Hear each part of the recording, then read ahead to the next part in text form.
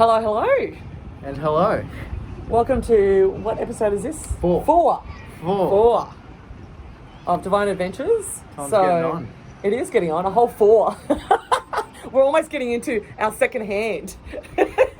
We'll be in double digits in no time. No, I know. This will be so exciting. So today we've done another one of Dan Pauro's amazing events. It was the Brisbane Heart Awakening with cacao ceremony, breathwork and sound healing. Yeah. Actually, how do you say, is it cacao? Is it cacao? Cacao? Cacao? C-A-C-A-O. Do I sound like a bird? Cacao! Cacao!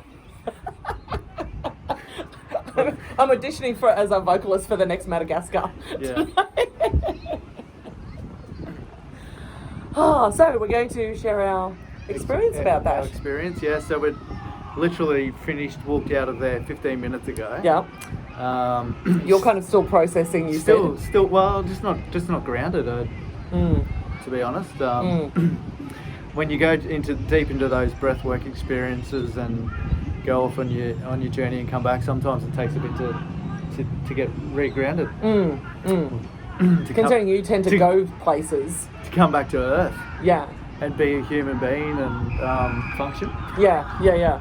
And deal with sound, like all these other different types of sound. Yes. Like there's a football game going on in the background. AFL, yeah, we're down at Hawthorn Park, yeah, and there's a playground near us as well. So we're just, we're amidst the community. Just amongst humanity. Yeah, exactly. So, so we were at Bulimba State School Hall. It was a pretty big group as well. I'd probably say about 80 people or so. About 80, yeah. Dan always gets a good... Yeah, a really big crowd number for the Heart Awakening. Yeah, so. He's got a good following and what have you, and rightfully so. Yeah. So this is my second Heart Awakening. So you took me to my first one at, I think it was Palm Beach. Earlier this year. Yeah. So that wasn't part of the podcast. Or Divine Adventures, but so this was my second Heart Awakening, and it was just a completely different experience to the Gold Coast Heart Awakening, and also to the ice bath as well. To the breath work that we did there, yeah. So it was completely different experience for me. I kind of came in, so I've injured my left shoulder, and so I didn't really leave my body too much because I was present to the pain in my body, but I was pretty much started crying actually in the cacao bit as soon as he said Mama Cacao. Or what was the other? Cacao. Next thing all these birds come flocking over. Cacao! Stop it. We're going to get chewed out of the park. Get pooped on. So I was very present to the physical pain in my body, so I was able to start releasing through crying pretty much straight away. As soon as he said Mama Cacao, or what's the other version you say? Cacao. Stop it. I don't know what this is. Anyway. They're gonna turn off. But then they're gonna miss out. So yeah, when we were having the ceremony with the hot drink from the Peruvian bean. Which tastes like a hot chocolate. I was pretty much starting crying. But it was a vegan version, so it was a vegan version. Water, yeah. Yeah. Gotcha. Why is it? Oh, I guess it's normally with milk or something, is it? Yeah, some sort of milk. Gotcha. So that was, so we had the cacao ceremony first. And I guess this time was a quite a different experience for me because we all right down the front. Kind of One moment, please hold. Some extreme wind circumstances. I can see the trees in the background. So. Yeah. So you're going to sit in the groove on the table and then move your water bottle back. Yeah, there we go. Yay, look at that. Oh, you happy with that? You should build houses. Yeah, because I can find a groove on a coffee table. Oh, there's an ibis. We've attracted an ibis. You attracted an ibis. Okay, I attracted an ibis. See, I've got to be really careful about how I manifest, right? So we had let's just call it the hot chocolate. The hot chocolate. I had my Peruvian hot chocolate. Yeah. I started crying. I just remember I started crying as soon as he said, Mama, the word. Mama hot chocolate. Mama hot chocolate.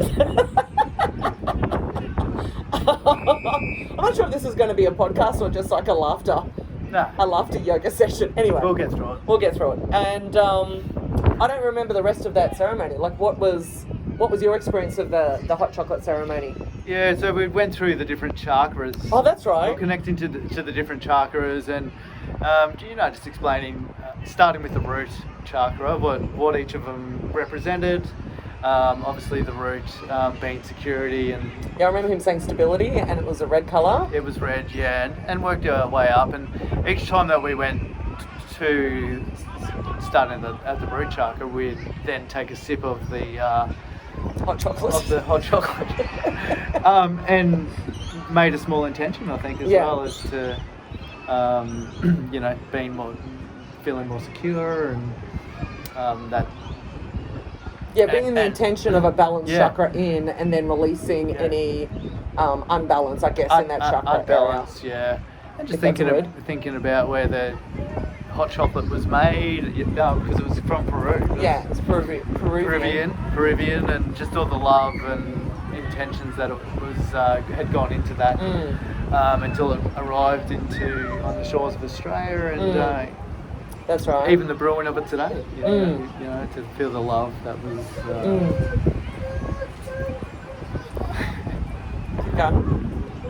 Yeah, so that was the ceremony. So we did each of the chakras: the root, the sacral, the solar plex, the heart, the throat, the third eye, and then the crown.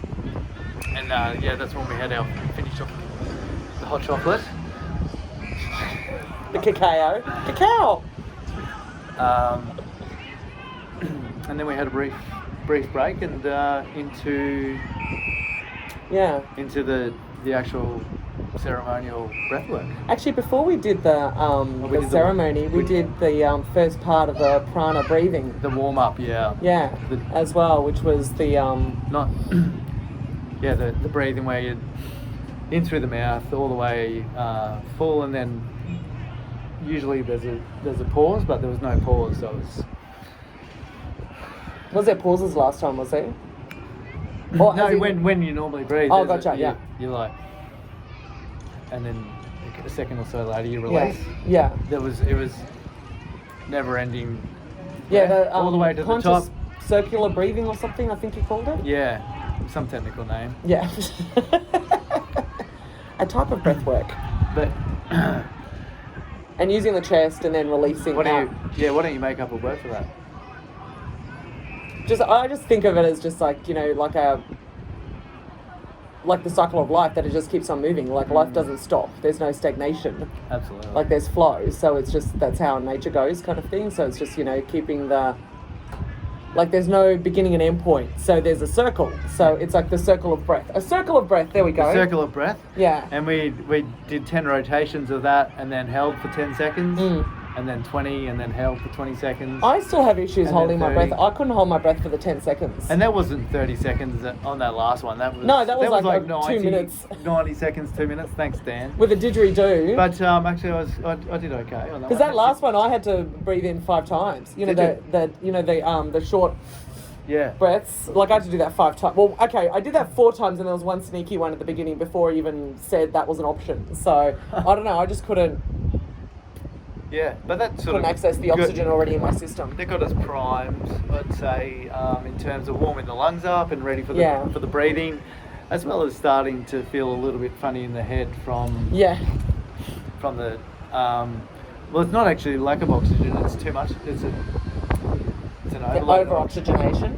Yeah, because is that a word? Yeah, because you're deep, fast breathing. And then we sort of visualised that all the oxygen that we had in our body, and that we were actually breathing when we weren't.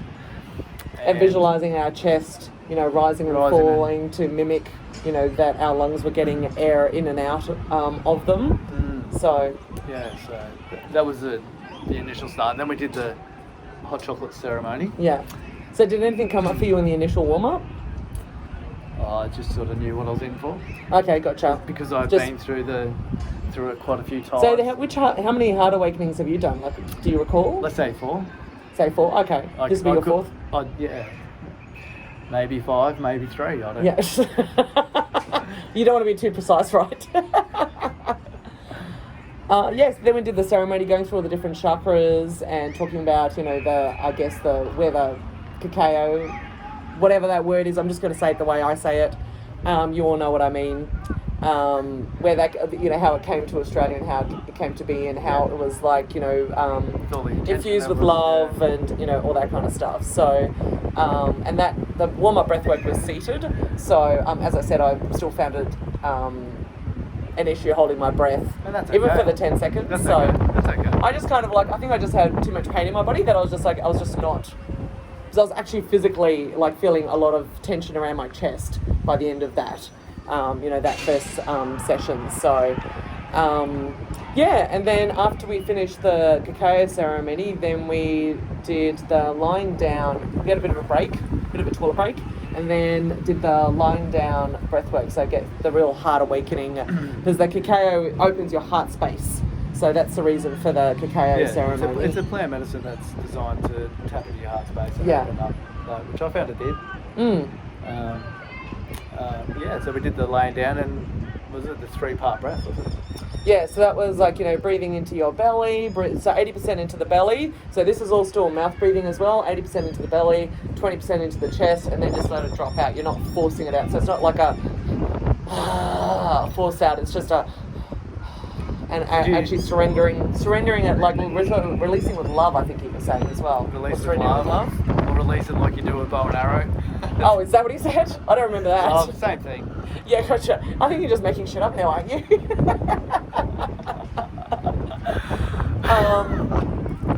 So that was... did you drop into that okay? Did you find... I actually got into that. I felt I got into the rhythm of that, because that first one that you took me to at Palm Beach early this year, the Gold Coast Heart Awakening, it took me a long time to get into the pattern of the breathing.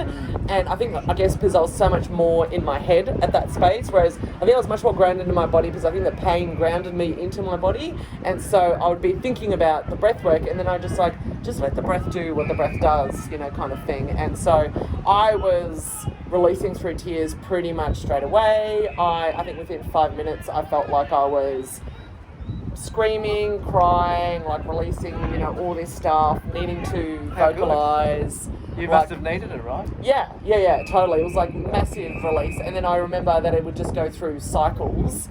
And it was interesting, I was sharing with the group that I think I must have got to the space where either I had just been born or I had been left alone, and I felt like I was screaming my head off, but I was all by myself, and I felt like I was abandoned and no one was coming to soothe me, kind of thing. This was the and I don't know if this is the truth, but this is what the experience of the breathwork was coming up for me. And so I had to... child, right? Well, yeah, I guess because it really was, I was the baby. I was back in the body of my baby, and I was screaming, and I was it was interesting because I was reflecting on it afterwards. I was thinking, for someone who actually talks a lot, I still feel like I'm finding my voice. And it was and I've been wanting to do this screaming. It was actually in a coaching session, something similar came up as well, and they actually wanted me to scream, and I couldn't really scream. I couldn't really vocalize everything that I wanted to, vocalize. Is it finding your voice, or is it speaking your truth? Probably both. Probably finding my voice, speaking my truth, feeling heard, feeling like there's stuff about feeling unsupported and unloved and abandoned, kind of thing, that came in that space of being left on my own. Which is because we're humans, we're such meaning-making machines. Is that just old school parenting? Oh, I think it's totally old school parenting. Totally, to be left alone, to cry. Leave the child alone and let them cry it out until they're okay. Yeah, I just really got to a space where I was in some sort of situation where I was just screaming my guts out as a kid, and I just wasn't heard. And I was just and just the connecting with the fear. I don't know if the fear, but just what, what's going on? What's happening, kind of thing. It was just a really interesting space. Well, not interesting space to be in, but it's I've never really connected to being in the body of who I was, you know, kind of thing. I mean, it's the same body, it's just, you know, grown up now kind of thing, but it was just like, you know, really reconnecting with that point in time. And so that, I think it took me a while, like that was where I was really screaming and vocal, and the facilitators, once again, were absolutely amazing. I got a lot of support, you know, through that breath work. Multiple times through that breathwork session that I had facilitators either like, you know, tapping here, holding my shoulder, shaking my legs, you know, kind of thing, you know, holding my heart space, you know, as well, and just, you know, saying just release, just focus, go back to the breath. And, you know, there was an acknowledgement at one stage that I got back into my breath, and it's like, you know, good on you, sis, you know, you learned to self-navigate, you know, how to do this. And so, yeah, so for me, it was, the breath work was lots of rounds. Like I'd go through crying, then I'd scream, then I'd calm down, then I'd go through crying again. And there was a level of sadness as well, and also forgiveness. Wanting to go through sadness, releasing the sadness of the experience that I had, and then forgiving myself and forgiving my parents for creating that experience. You as a baby crying you're talking about? Yeah, wow. And I suppose... Yeah, it was very powerful. Very powerful. I suppose one of the things that makes Dan's event so great is just the sincerity and the love and the support that you do get from Dan and the facilitators. It's, you know, they generally got your best interest at heart. You just want to see share the love, really. They just want to share the love in a non-hippie way. Yeah. I love that disclaimer. Because it was like, I went up to Marvin, I'm not sure if he was one of the people that supported me, but I went up to him and, you know, just as we were saying goodbye, I just gave him a hug, and, you know, and I think he made a comment about, you know, me releasing stuff, and I just felt like, I just said I was just such in a safe space that it felt okay for me. And I guess because I'd been to a breathwork before, I knew what to expect, and I knew that it was safe and that it was okay to release, and whatever kind of experience I was having wasn't going to be any judgment, you know, around that. Absolutely, it's a safe, like he said, it was like a safe container. Yeah, totally. So, in saying what you just did and having, you know, the cycle that you just did about crying and screaming and yelling and finding my voice. If you hadn't done the breath work, would you have done that and gone through the process and realised that? The lying down breath work.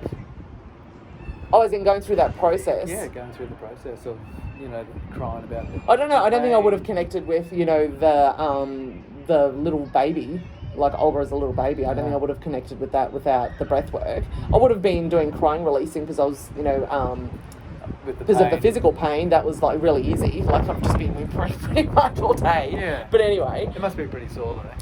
It's all right now, but it's just like it just goes through phases where it just feels a little bit less bearable than other times. How did you actually hurt your shoulder?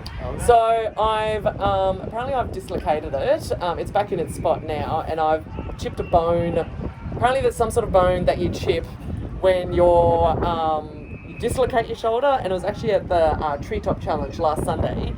On one of the high ropes obstacles. So it's my left arm. So it was basically my arm got pulled back behind me and it kind of pulled out. And the thing with those high ropes courses is that you can't get down straight away. You have to finish the course to get down. So I had to finish that obstacle, do I think 3 more and then a zip line in order to get down again, kind of thing. So I had to manage. It was quite painful, very uncomfortable.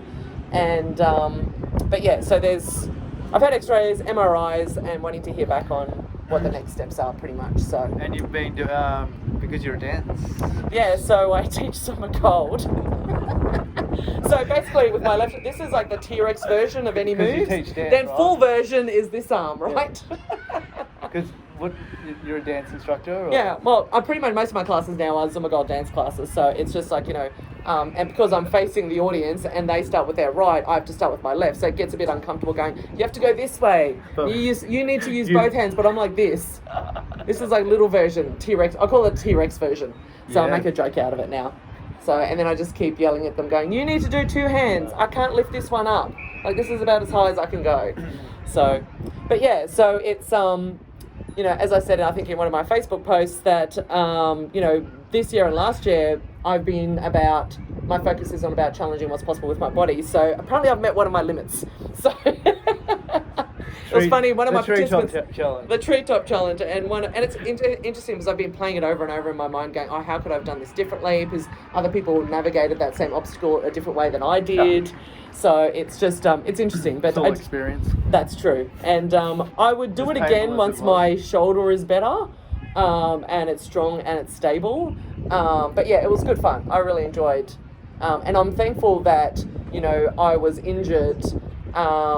Like on our third course, so we'd already completed two, like a green course and a purple course, so they vary in gradients from beginners to advanced. We didn't even get to any of the 2 top levels, but yeah, so I was grateful to have completed some of the course before being injured. And but yeah, I guess it's you know, I think as I was sharing with you earlier this week, it's like having the pain in the body and going through like some of the stuff that we've learned through coaching about Feel to Heal. It's actually been really interesting connecting in with the pain. And that's actually one of the things I was doing towards the end of the breath work, was actually just, so I'd gone through that process of connecting with the baby Olga and finding my voice, and then I'd come down again, and then I went through that wave of sadness and forgiveness. Then I calmed down again, and then I went through, how about I connect with my pain? And then I just cried. Which is such the opposite to what we're taught, right? I know. Because I was taught to shut the pain out. Yeah. And it's I'm noticing, and I mean, I'm sure as so you're doing totally the opposite. You're connecting. Well, we don't get taught to feel our emotions. We get conditioned, or there's certain emotions we're allowed to feel.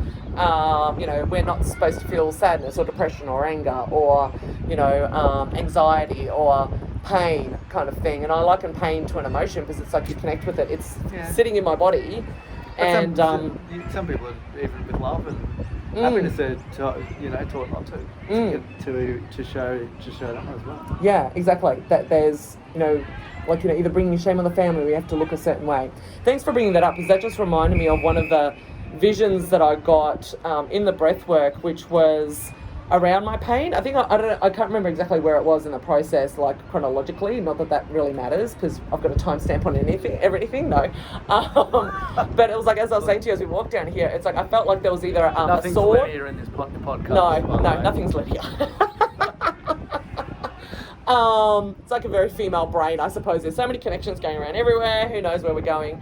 But yeah, it was like I felt like I was connecting to some of the pain in this shoulder. I felt like it was perhaps related to some sort of past life where I either had a sword or a spear through the top of this shoulder, and also an arrow like through my arm. So it was just really interesting because I've not had that kind of, you know, experience before, being connected with something that happened in a previous life. So it was just interesting.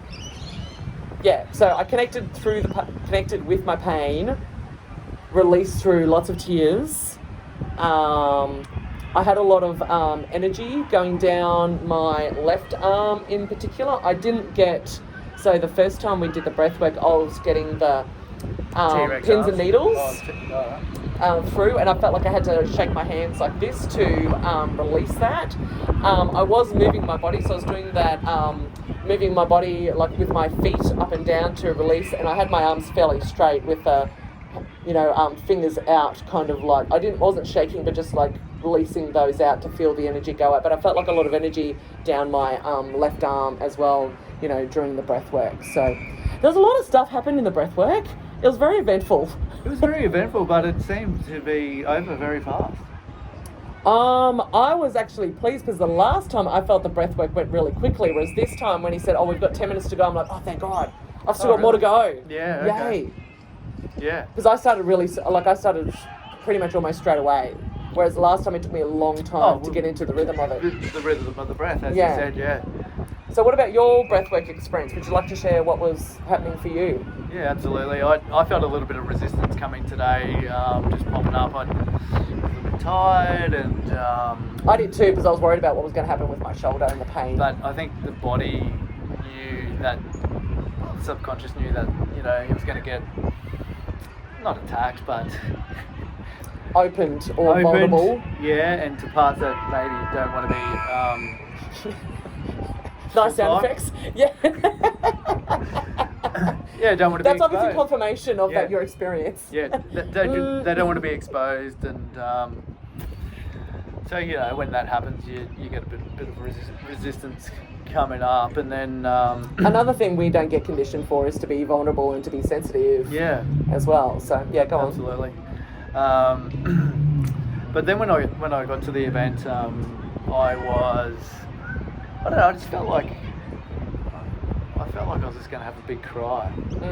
And did you have a big cry? Well, at the end, I had a cry. I wouldn't say it was a big cry, but it was... on the inner child one, definitely, after the sound healing? Yeah, it was definitely heartfelt. And what was coming up for you in that space? So we had to connect. Dan sort of took us through a visualization after where we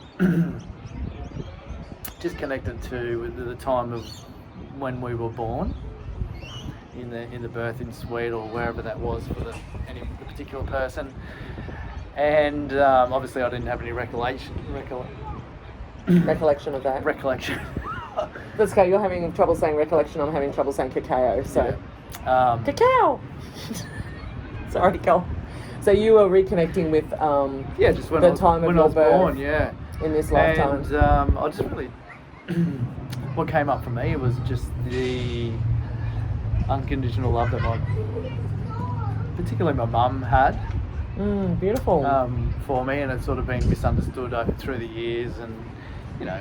What has it been misunderstood as?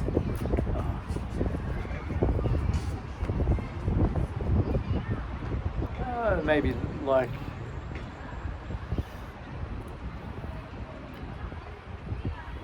now you're making me think. Just trying to find the right word. Not being wanted, maybe. Like I knew my parents wanted me and what have you, but maybe I just hadn't felt or been able to. Hadn't felt that love because I actually tapped into the love that my mum had for me and my dad. Wow, awesome. Dad. And I just started crying. Yeah, it was a really deep cry, and it was a really deep love and unconditional sort of love, and again, the facilitators were really good. They didn't interrupt me or anything, but when I opened my eyes up from crying, there was a tissue sitting there for me. I didn't even know anyone had come up, so that was really nice and well used. Yeah. Could have left me a couple more, but thankful for the one. We will need to remember to bring a tissue box next time for the heart awakening, right? And for me, crying is something that I don't naturally do. I think it's something that you've been wanting to tap into. I've been wanting to tap into. Because you've been talking to me about how many cries I've had just over my shoulder. Yeah. And you're like, oh, and not so giving jealous. you a hard time about it, but just saying, hey, that's awesome. I want to tap into that. Yeah. Because there's real power. It hasn't come across as you giving me a hard time either, by the way, just to be clear. Okay. Cool. Yeah. I'm sure you'd let me know. Yeah. I'm finding my voice right. Yeah, finding it. It's all a journey. So that was just to really be able to tap in, because I can't usually cry if I want to. Yeah. And sometimes I do want to cry. Yeah, gotcha. It's really healing, right? Yeah. And it's releasing. I find it very therapeutic. Yeah. And so how did you feel afterwards? Sorry, go on. Taught, not to cry. Yeah. Yeah, boys don't cry. Boys don't cry. All the old shame words when brought up in that era. I know, it's crazy, because we're all in a human body that has tear ducts that are crying. Yeah, that need to be felt and acknowledged. And for me, tapping back into that heart space is something that I've been working on. And one of the ladies shared in there about not being so, she was working on not being so rigid, and I thought, sounds like me, not being so rigid. Which I don't even realise that I am, but apparently I am, so I need to work on that. Gotcha. So what does that look like for you? Who do you want to be? What are you heading towards in that space? Just being a little bit softer. To be honest. And, I guess more emotionally intimate. Emotionally intimate. Yeah. Connecting with your own emotions. Connecting with my own emotions, and being sensing of others. Yeah. and being able to show compassion and that kind of thing would be really nice. So I'm just done doing the programming and the conditioning that we're all, not all, but a lot of most of us have been brought up with, and that's okay. It's all part of it. It's all part of the journey. Sometimes we do things to undo them. Yeah. So how did you feel being able to cry like that? Yeah, that was really good. And then just afterwards, I just felt, I thought I normally would just walk around with sadness, but I don't know, it just felt like there was a sadness that had been released. And my chest felt clear and open. And, I could feel. Wow.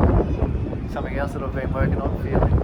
Yeah, feeling is good. Feeling, yeah. So. Rather than numbness. Well, numbness, I guess, is a feeling still. So that was one of the things that I got out of the breath work.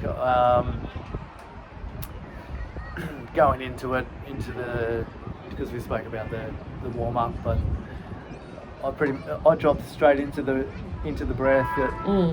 For me, my head starts to go a little bit funny because you're just breathing pretty intensely, a lot of oxygen getting around, so my head starts to go a little bit funny. And then it's a standard process, really. I must sort of go unconscious for a little bit, and then when I'm conscious, I've just got all this energy moving through parts of my body. Oh wow! And it does vary from breath work to breath work. Yeah. But it was mostly in the upper body and the arms to start with.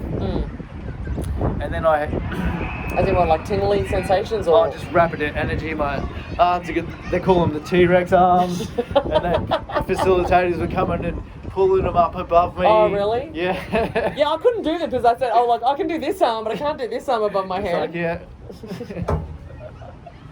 I love it. But yeah, I've already done a lot of T-Rex this week. I didn't need to do any more T-Rex in the breath work.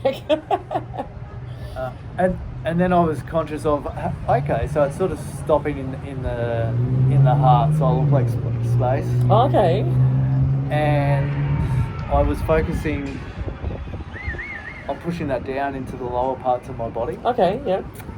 Particularly into the sacral and the root chakras, and then eventually got down there and it went down into my feet. And oh wow. My legs and feet, and my whole body was going. Yeah. And you were able to release it through your feet, or? Oh, it's just. Or that's just where the energy was moving. It was just. Wow. Yeah. Very, very intense. Wow. Hard to put to words. Yeah. Maybe electricity. And it was just all over your body in terms of. All through my body. Gotcha. So initially it was being blocked by your solar plexus and a heart, but then you eventually were able to move it down the other chakras and down towards your feet. That's what you mean. Another issue of mine's been, getting into those lower chakras, and something I've been working on, and what have you. So I was able to do that. Good. I had a lot of aches and pains through my back and just coming up. So from the work that you're currently doing now, or just other aches and pains that were showing up in your body? Just aches and pains that are showing up in my body. Yeah. So they they mixed and changed and worked through all of those. And so what did you do? Did you just let them pass? Work, or? I don't think so putting a meaning on why do I have that pain there, or gotcha. It doesn't really matter. No. You don't need to know. No. Because that's getting back into your mind. You just know that it's there. That release that I had in my chest. Was it sadness? I don't know. Was it something else? Was it pain? I don't know. All I know is it feels a lot better. Yeah. And that's good, right? That's all that matters, right? Yeah. So it doesn't really matter. I don't need to put a meaning on it or get all technical on it. Yeah. So I had the aches and pains, and then just the T-Rex. Just that energy. So what did it feel like when you had the T-Rex hands and they were trying to lift your arms up? Did you feel uncomfortable? It was uncomfortable. Was it? Yeah, it was kind of comfortable there, but apparently by bringing them up above your head, it's releasing, because what that is that It's a constriction, I it's guess. the energy's okay. been constricted, and by same as when they come and touch your heart space or wherever they, your solar plex or on your head, it's just releasing energy. Yeah. So was it painful to? Yeah, so it was a little bit painful. Yeah. It wasn't comfortable, but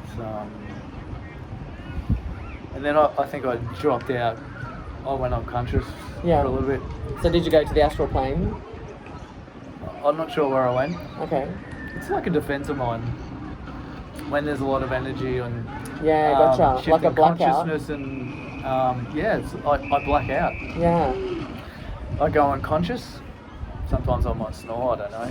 Yeah. I don't know. I was too busy because I was like 2 away from you, so it's like Keenan and Jake were in between me and you, and I didn't hear you because I was too busy crying and screaming anyway and managing my own breath work and stuff. I think everyone's just focused on themselves. Yeah. So it doesn't matter what, it matters, but you're not.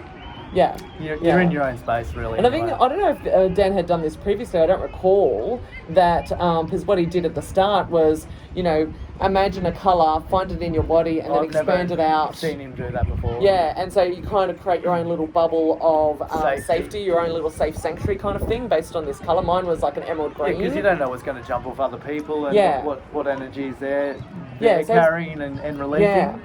Sort of thing, so that was really good. It was just a really great way to create your own, like the whole space was a safe space, but then also to create your own little safe sanctuary, your own little bubble within that space where whatever's happening outside doesn't actually impact on your own, journey as well. So so then after being unconscious, I became conscious. Obviously, you don't go, okay, well, I think I was unconscious for about 5 minutes, because it's like you obviously don't have a conscious awareness of it. And then we went into we changed the breath. I don't remember changing the breath. Started coming out of it. It was just more I think we'll go breathing in and then holding and then out. Rather than I don't remember. See, I found it interesting because I kind of woke up and became conscious again. I think I don't know if tapped out too. I don't know if I fell asleep or if I went somewhere, but I just remember becoming aware again, and they were doing the sound healing, and I don't remember. I just did my own little breath. I don't remember. Yeah. I don't remember any instructions about what the breath work was during the sound healing. Like you did your sneaky little cheek breath. Before I just did my own thing. I just did Olga breath. Why don't you just do Olga? Yeah, I'm just going to do Olga breath. And so I just remember becoming aware again and noticing the loop of the sound. So noticing how he started off with, it sounded like little medicine balls or something like that, and then he'd loop something over that. So he basically has his looping machine where he starts with a sound, puts that on the loop, puts another sound in, puts that on the loop, and then it creates this kind of like, cacophony of sound, I suppose. I don't know if I've said that word correctly, but anyway, we're just going to, like a whole, music of sound, like this stream of sound that gets looped over and over. And I remember that, and then the didgeridoo, playing, him going around with the didgeridoo. And I remember thinking, I don't remember, so I don't have a so when you were talking about that, we've changed our breathwork, I don't have any recollection of the instructions of that whatsoever. Well, you were off doing your own sort of thing. Yeah, I know I went somewhere because I remember coming back going, okay, where are we kind of thing. Well, not where are we, but we're in the sound healing now, kind of thing. So so when we did change that, and then so what was the breath work meant to be? I can't really recall, to be honest. We're breathing in. Were you there? Oh no, I could hear. Were you still back in the room? I know we changed it. Yeah. And I did follow instruction. Okay. So short version of the story is there was a change of breath. And then it went visual for me. Oh, okay. Third eye visual. Oh, really? Yeah. So I was starting to see and connecting through my third eye, and I knew there was just a knowing there was my third eye. Yeah, awesome. And there's a lot of gold sort of just all this stuff coming towards me, and one of my intentions was to connect to my star seed, my soul. And the pyramid point? No, just a star. Okay. Through to the star seed, and I felt that I was starting to go there. Oh, cool. I was getting visuals. sort of hard to explain third eye vision. Being all detailed here. Yeah. And then I tapped out again and went unconscious. Oh wow. But I knew I went somewhere, and I knew I was communicating with something. Yeah. When you went unconscious, you mean? Oh really? And then I came back out. Oh wow. And then I needed to go and have a little bathroom break. Yeah. I sat there for about 5 minutes, just feeling all the energy and stuff going through me. So were you the one that Dan was saying, "Oh, you've got to follow that guy to the bathroom"? I'm not sure. No. Because I remember there was one point where Dan was giving instructions. I didn't open my eyes to look, but he says, "Oh, you've got to make sure you follow that guy to the bathroom and give him support." Yeah, well maybe, because you're not grounded and you just come from being astral. Yeah. So it makes sense. But yes, I went and did that, and I came back, and then So do you have any knowing about what was spoken about, or who you spoke to, or what the message was, or okay? But you just and know that's part of my thing that I like know your that block. I've got a block, yeah. Gotcha. I've got a block there, and it was intentionally put there, and I'm trying to undo that block. Yeah. And some other work that I'm doing. So. How do you know it was intentionally there? Or intentionally put there, rather? I've had some past life work done. Yeah. And it was said that part of this life I've blocked out certain aspects of past lives because I didn't want to do that in this lifetime. Gotcha. Okay. Which we can go into in another episode, but yeah. So that's what happened.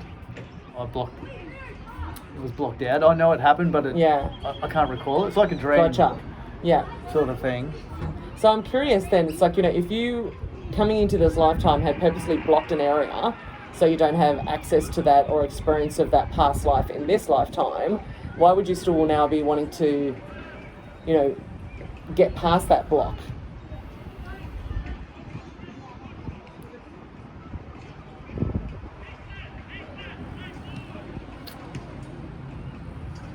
I don't have a clear answer on that. I think that it was a lot of responsibility and disappointments in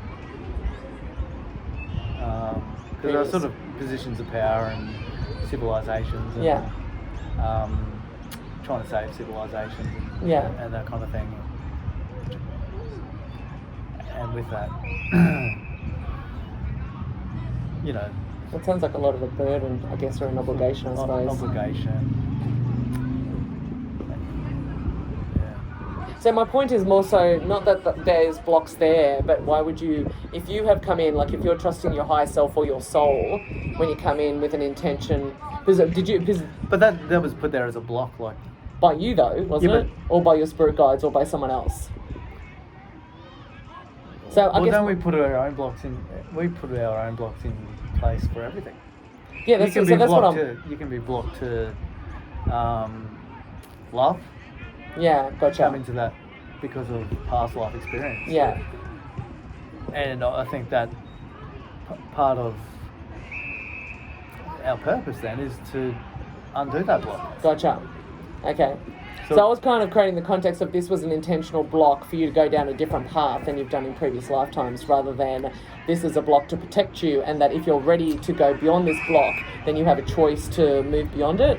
Yeah. Was kind of like where I was curious about. Yeah, I don't know if it's a protection or whatever. I've got to do some more work and get a little bit clearer on that. But obviously there seems to be like a willingness on your part to move beyond that block, or at least see what's behind that block. Yeah. And then I guess you can choose. Yeah, there is. It kind of becomes the Matrix then. Do you want to take the red pill or the blue pill, I suppose? Absolutely. Can I take both? Yeah. And then I can choose? I'll go through door A, then I'll go through door B, then I'll decide which one is nicer. Yeah. Okay. Or not nicer, but more appealing. Where was I? Oh, I'd come back from the bathroom, laid down, felt the energies again, and then they put on some acoustic music. Yeah. and I just felt like I was a bit of consciousness just floating Oh, wow. in absolute bliss. Wow. It was just beautiful. Yeah, awesome. It wasn't anything, and it's just Yeah. floating. Wonderful. Yeah. That sounds really beautiful. And I listened to that for however long that went on. Yeah. Well, I didn't really want to come out when he invited us out. I'm like, oh, have we done already? I could be here for another hour. Yeah.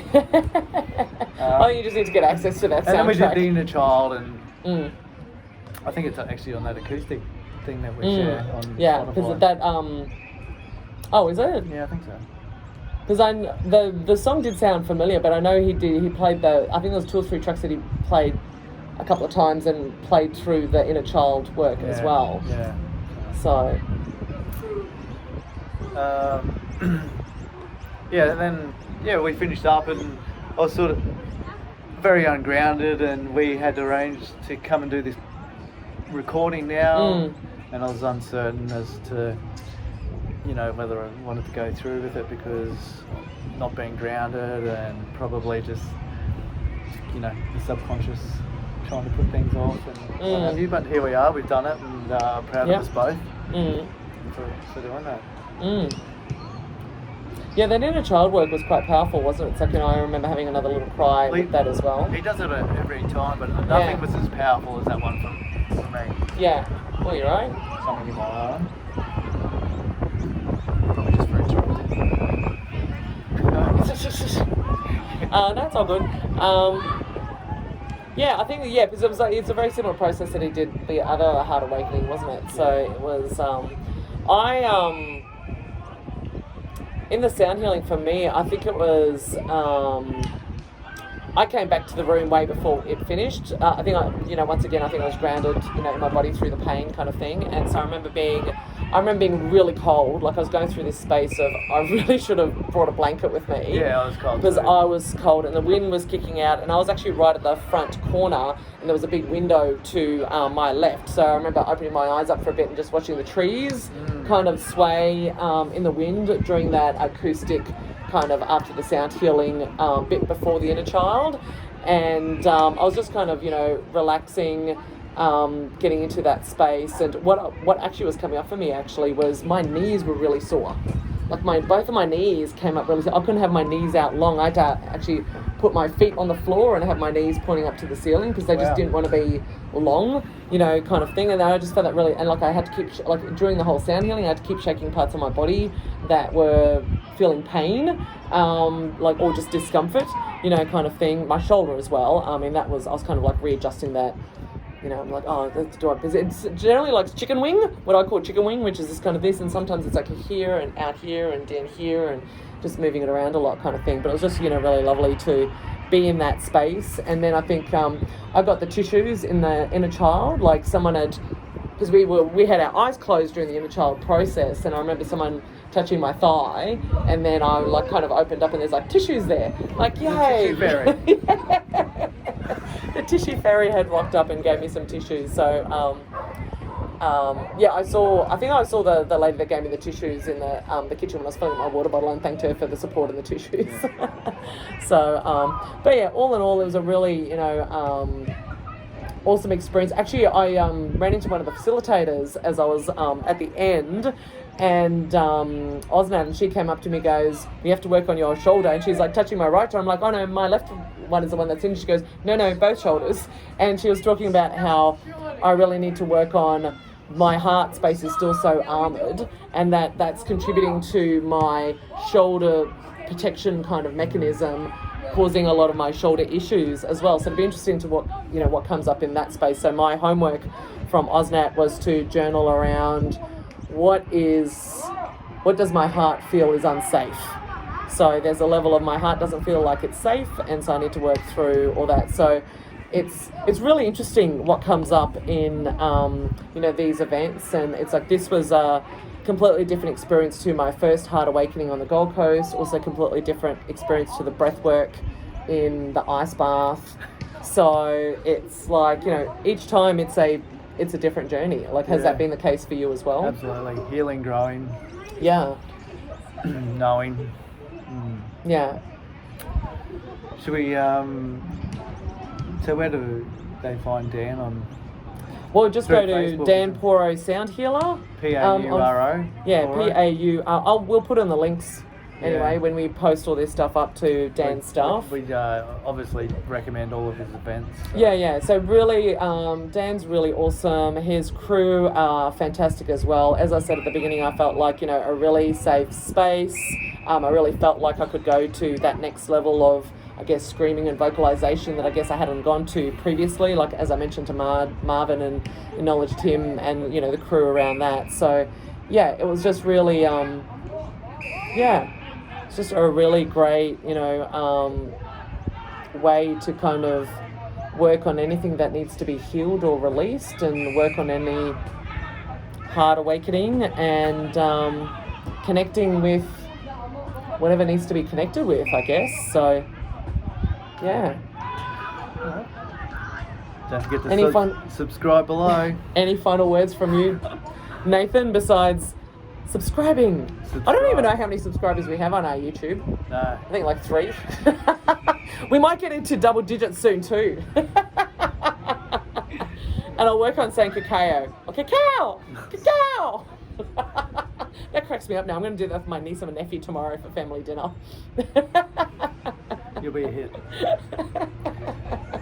Awesome. All right. Awesome. Yeah. Well, thank you so much for introducing me to Dan and his work. You're welcome. Really awesome. Really great crew and really great community and, really great to be a part of. Yeah, Spirit Breathwork. So, yeah, awesome. All right, guys. Thanks very much. See you next time. Bye.